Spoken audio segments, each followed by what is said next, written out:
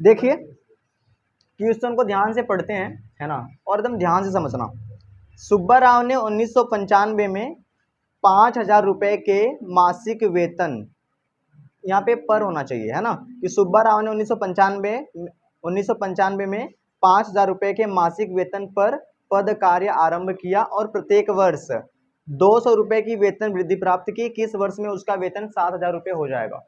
मतलब कि एक व्यक्ति हैं जिनका नाम है सुब्बा राव, उन्होंने 1995 रुपये में, है ना, यानी कि काम करना शुरू किया, तो उनको जो सैलरी मिल रही है वो मिल रही है 5,000। लेकिन ये शर्त है कि उनको हर साल 200 रुपया उनका बढ़ता रहेगा।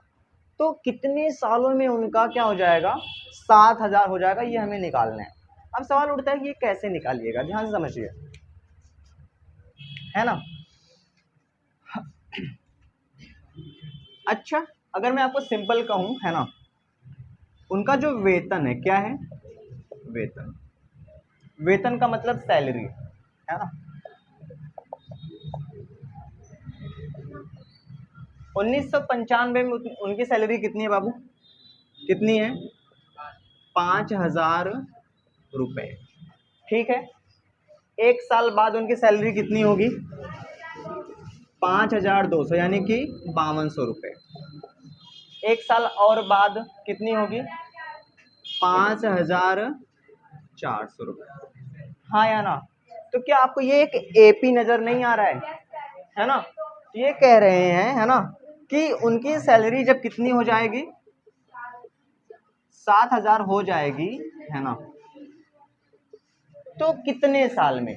कितने साल में मतलब कि हमें एन का मान निकालना है। किसका मान निकालना है? आप ध्यान समझना। 1995 में थी 5,000, 1996 में 5,200, 1997 में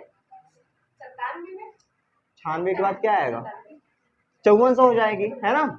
तो कह रहे हैं कि ऐसे कितने सालों के बाद उनकी सैलरी 7,000 हो जाएगी? क्या आपको पता है? क्या आपको पता है? जब आपको नहीं पता है तो हम लोग लिख देंगे कि n साल बाद या nवें वर्ष में, है ना। तो कह रहे किस वर्ष में? तो nवें वर्ष में, है ना।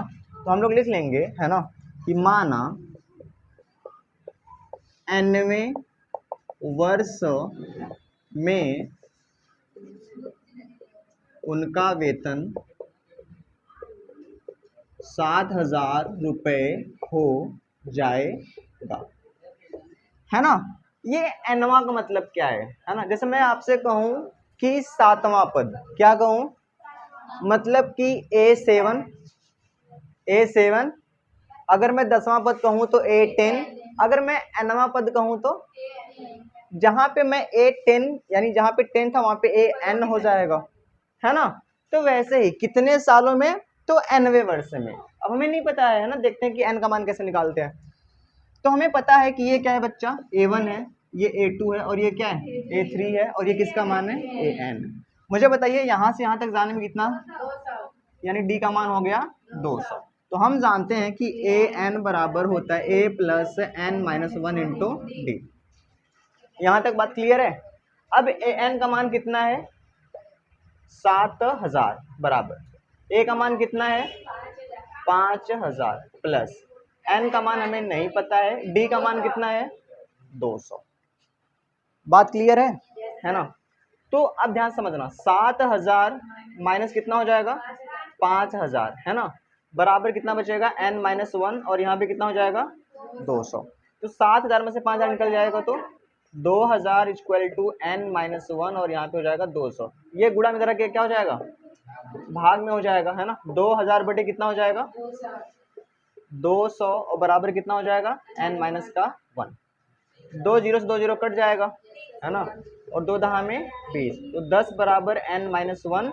ध्यान समझना, ये -1 इधर आके क्या हो जाएगा? +1। तो n बराबर, है ना, यानी कि यहाँ पे n की जगह कितना हो जाएगा? तो 11वें वर्ष में, तो हम क्या लिख देंगे? अतः 11वें वर्ष, अतः 11वें वर्ष में सुब्बा राव की वेतन 7,000 रुपये हो जाएगा।